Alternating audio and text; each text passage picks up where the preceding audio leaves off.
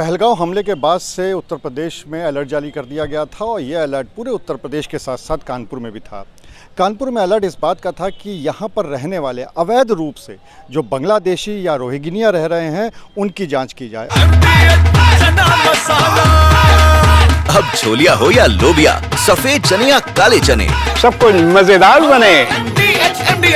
और बाकायदा इसके लिए कानपुर की पुलिस की तरफ से एक टीम भी लगी हुई है जो लगातार जांच कर रही है और अभी तक हाल फिलहाल ऐसे कोई अवैध रूप से रह रहे बांग्लादेशी या रोहिंग्या हाथ नहीं चढ़ा था। लेकिन अगर हम बात करें बुधवार की देर शाम की, तो उस दिन एक कुछ ऐसा हुआ कि एक तरह से जो कहते हैं कि किस्मत से पुलिस के हाथ एक व्यक्ति लग गया। दरअसल पुलिस की चेकिंग चल रही थी और जो ट्रैफिक की चेकिंग होती है उसी दौरान पुलिसकर्मियों को एक ऑटो आता दिखाई पड़ा। ऑटो की चेकिंग के लिए जब ऑटो को रोका गया तो जो ऑटो ड्राइवर था उससे पूछताछ की गई तो उसकी भाषा बिल्कुल अलग थी। उसकी भाषा पुलिसकर्मियों को समझ में नहीं आ रही थी और इसी को लेकर पूरा संदेह खड़ा हुआ। किसी तरह से उसने बताया कि उसका नाम मोहम्मद शाहिल है और उसके बाद जैसे जैसे जांच आगे बढ़ती गई, जैसे जैसे पूछताछ आगे होती गई, वैसे वैसे चौंकाने वाले खुलासे हुए। खुलासा ये हुआ कि मोहम्मद शाहिल असल में रोहिंग्या हैं।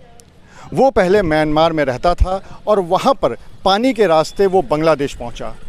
कुछ साल वो बांग्लादेश में रहा और मात्र 1200 रुपये खर्च करके दलाल के माध्यम से वो असम से होता हुआ भारत में दाखिल हो गया।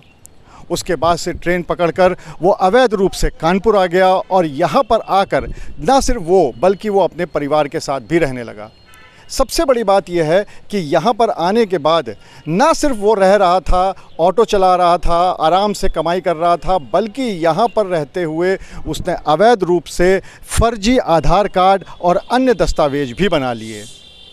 जब से ये पूरा खुलासा हुआ है तब से हड़कंप मचा हुआ है और इस पूरे मामले में पुलिस का क्या कहना है, चलिए पहले आपको वो सुनाते हैं।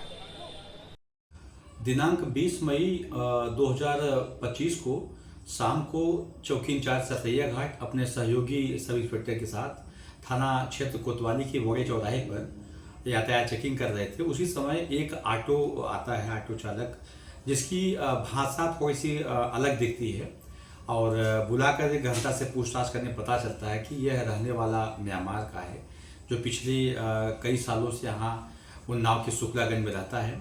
इसका नाम मोहम्मद साहिल, पिता का नाम मोहम्मद याहिया है।